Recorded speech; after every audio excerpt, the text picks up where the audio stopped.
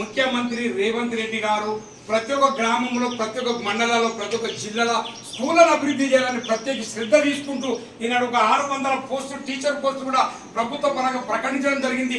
ఒక 2000 కోట్లను ప్రకటించడం జరిగింది. ఎందుకంటే చదువు అనేది ప్రధానంగా చదువు అనేది పల్లెలలో రావాలి, పట్టణాల్లో రావాలి.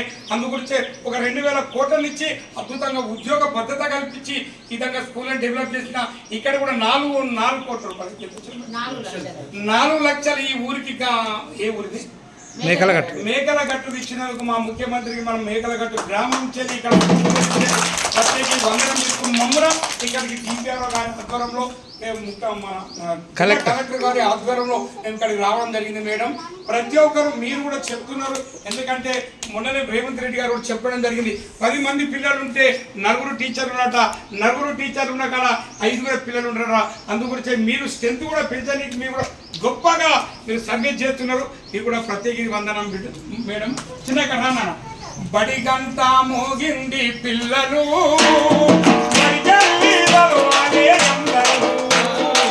గంట మోగింది పిల్లలు, బడి చదవాలి అందరూ. బడి గంట మోగింది పిల్లలు, బడి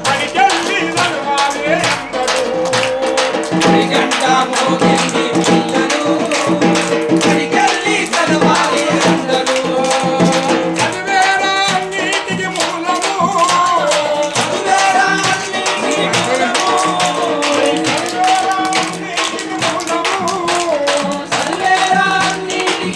అందరూ.